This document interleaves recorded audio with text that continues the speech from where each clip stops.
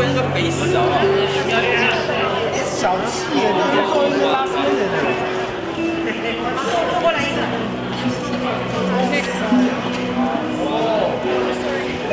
好了，再过来一个。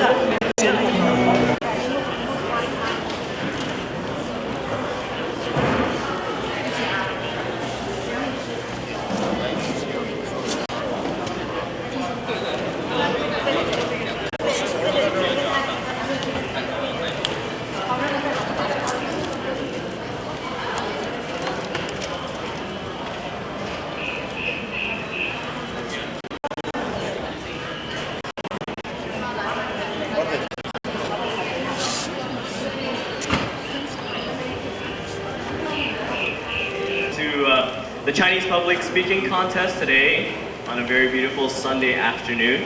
How's everybody doing? Good, good. Today we're for the first half of the program, for about an hour or so. I will be your MC, and this is my partner. My name is Nelson. And hi, my name is Annie. And today we're very excited to present to you a few exciting speeches from people from Toastmasters, as well as the much anticipated contest, which we will be having after the break. There will be 10 to 15 contestants, and hopefully one of them will receive one of those very pretty trophies over there, and as well as presents and gifts. Presents and gifts for the VIPs. So we're honored to have today Mr. Tony Wan, the chairman from the Council of Chinese Professionals Performing Club. We'd like you to speak a few words. Thank you.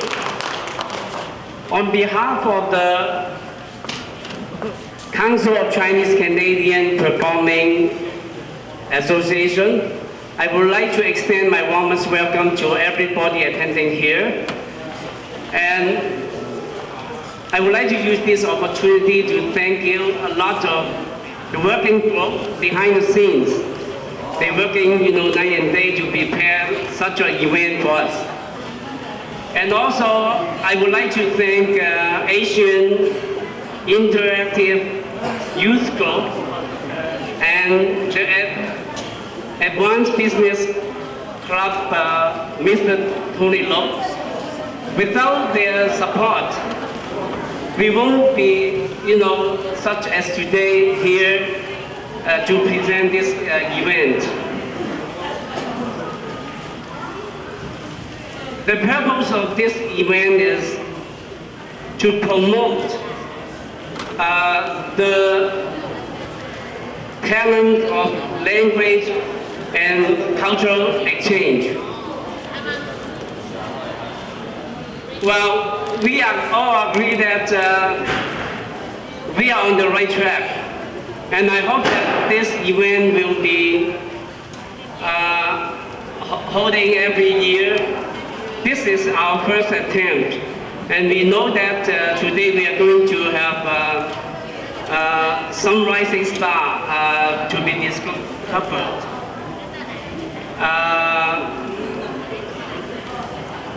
The last but not least, I would like to express my gratitude to the one who created this splendid idea.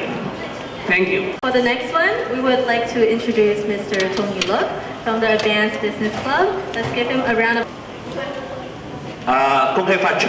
Happy Chinese New Year. I'm so delighted to participate in today's event. And thank you for Tony Wen and Miss Chen Ping for the invitation for me to come here today. Public speaking is play a very important role in our day-to-day life.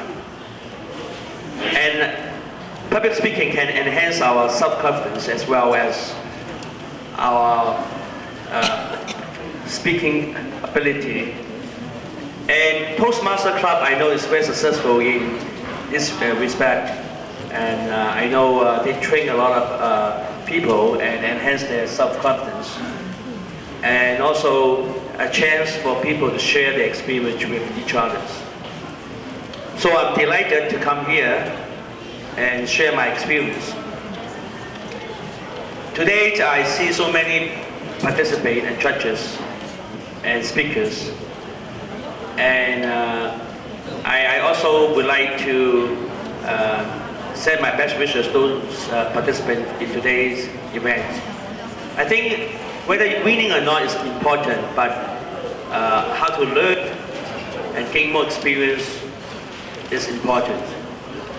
And I think we are interested in integrate the English, Chinese, and English Toastmaster public speaking skill and put them into the Chinese public speaking skill, and how to integrate together and how to put those two cultures together.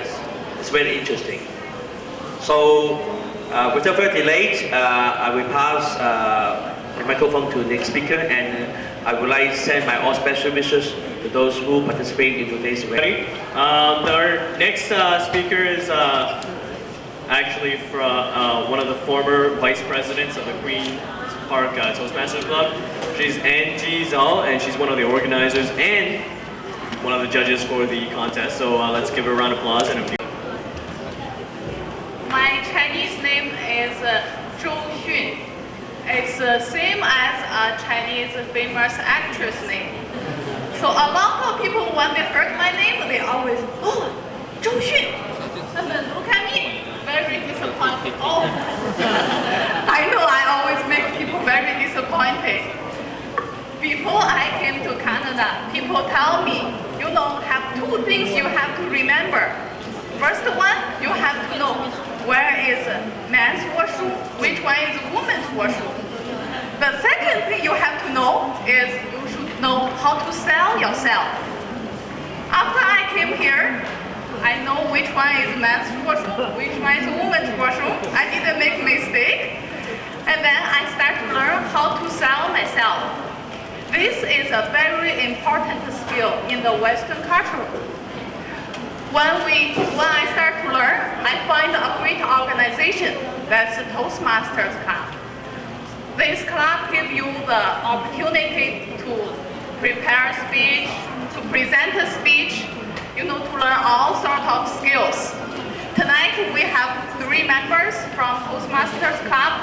They are going to give you, to present their speech, to show you how they develop their skills. They also asked me to tell some stories about Chinese New Year's history. Since I know something, I'm going to tell you the real history of Chinese New Year. At the ancient time, many, many years ago, there is a very big beast. It's called the Nian. This Nian has a big mouth. It bites you in a single bite. People are scared of Nian. They, you know, run away. Everybody live in the dark. And then a very smart, intelligent old man find out a way how to avoid this Nian, how to scare away this Nian. What he did, he started to use some red crackers, make very loud boom, those kind of voice, and decorate the house with red colors. And then the scary beast, Nian, scared away. So for us, in order to remember this old man, also to keep this tradition, we start to celebrate the Chinese New Year. We decorate our house with red color, put all those crackers, you see? So here we go. Here is where we got the Chinese New Year, where we got the Nian came from. Thank you. Hey, Nelson. How are you doing tomorrow? today? Tomorrow, it's February 14th. Uh-huh. Seems like a normal day to me. What's so special about it? No, you don't know? It's Valentine's Day. Oh, that's right, Valentine's Day. Is everybody prepared for Valentine's Day? Everybody got their Are you guys gonna do sweetheart, something special? special flowers? Hopefully you guys don't dig into your wallet too much. But you know, money isn't everything. But luckily I have something for one of my sweethearts out there. I see you also have something. Yep. Who's it for? Oh, for myself. You know. For herself. That's a very, very good thing. Next, we have some speakers from Toastmasters. Can I get a show of hands of who's actually doing the Chinese speaking contest? Raise their hands. Ooh. I see a couple of hands. Well, if you guys are nervous about doing their speeches, take a look at these speakers next, because you might learn a few tips from them, get you all warmed up. So Andy, could you introduce our next speaker? Okay, we're invited a few members from the Toastmaster International Public Speaking Club, and they're all here to present their speeches, hopefully in Chinese. And although they come from different backgrounds, but they respect and they're fascinated by the Chinese culture. And I would like to invite our first contestant, Faith Brown.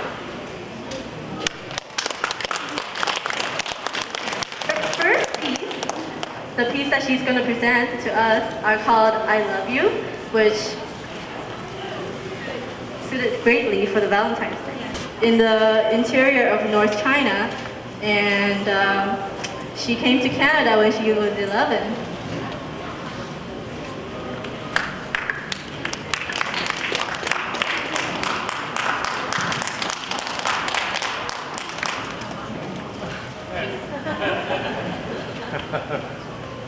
Madam Chairman, Mr. Chairman, Tai Tai,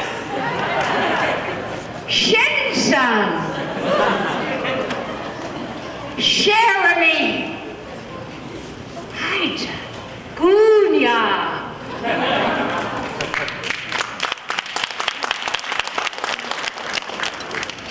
Happy New Year.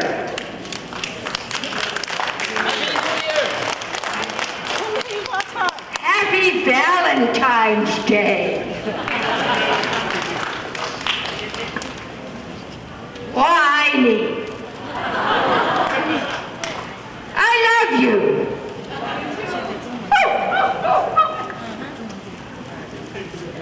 Shall go. Shall go.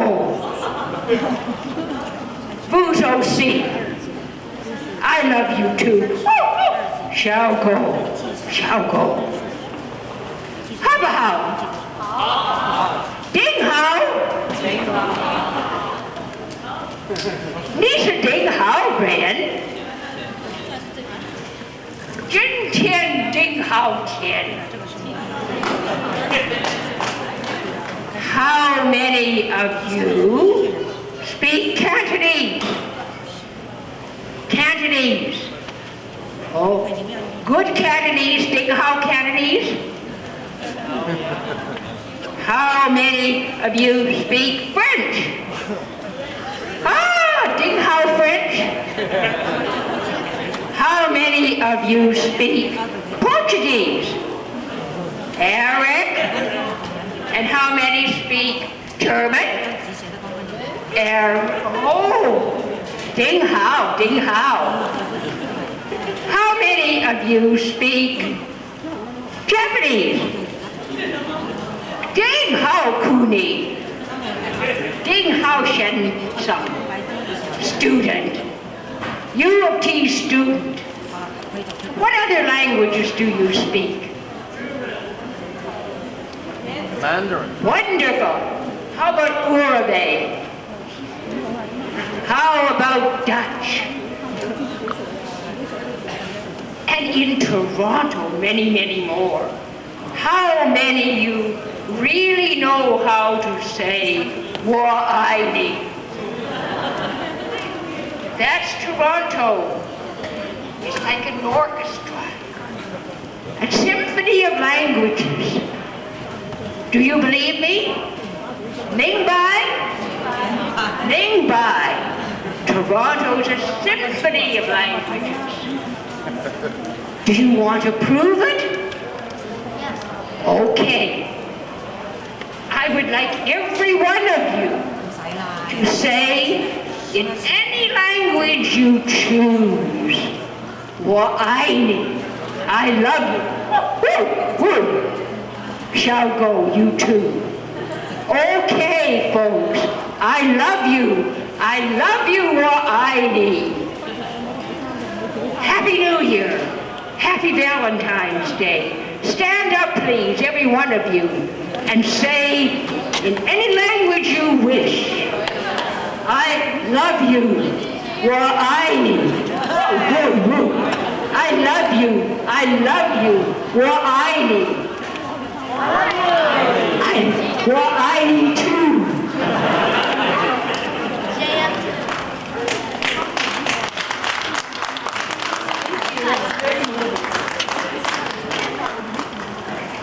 Aini too.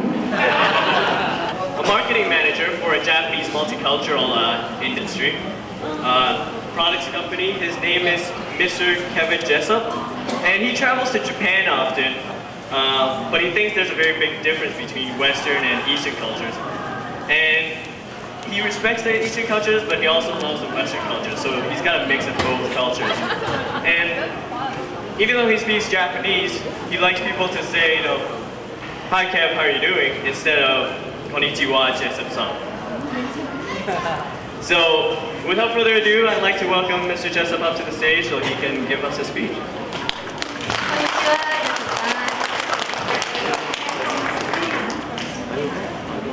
Thanks very much. I don't actually speak Japanese, but it's a good story. Actually, it's true though, the differences between the cultures that was mentioned in the introduction. One of the things that really strikes me about the difference between the Eastern culture and the Western culture is how complicated it is in Western culture. It's getting to be so complicated that I'm having trouble determining, you know, what's right, what's wrong. It used to be very easy, for example, to tell, you know, who is you're watching a movie, who is the good guy, who is the bad guy. The good guys always wore the white hats, the bad guys always wore the black hats. Now it seems everybody's kind of wearing like a gray hat. You can't really tell who's good and who's bad. And that's just one example of how complicated it's getting out there. And you read the newspaper again. I mean, you hear that the terrorists are winning, but you know, who are the good guys? Who are the bad guys? Are the good guys winning? Nobody seems to know. But I wanted to share with you maybe a few examples of I guess some examples of how I've tried to find a much simpler life in the Western culture. You can tell me whether you think it's been working or not, because I'm not sure myself. But I even have problems with things as simple as trying to get a cup of coffee at Starbucks. I don't know whether any of you have ever been to Starbucks or not, but I just started recently going to Starbucks. Walked in there one day, I looked at the menu board of the different types of coffees they had. I almost ran out of the store. I was so terrified. There was nothing on the menu that I recognized. There was some coffees there called Ethiopian Yirgachafi, El Salvador, Harar, Kona. I don't know what any of those were. I thought maybe I was in a travel agency and not a Starbucks coffee shop. But, you know, so I decided that instead of ordering a cup of coffee, I thought it'd be better just to have like a bottle of water, because so far, as I know, water only comes in one flavor and one type. So it's pretty safe to get the water. But I'll tell you that the other thing was that I had a very difficult time when I was growing up to learn the imperial system of measurement, and then I had to learn the metric system. And I went to Starbucks, and I had to learn a new system of measurement. When you go to Starbucks and you try to order a cup of coffee, they have the three sizes. There's the short size, the grande size, and then the tall size. Now, this really confuses me, because apparently the tall is the biggest size. But shouldn't something that's called grande or grand be big? Shouldn't it be bigger than tall? Maybe tall should be bigger than grand. I don't know.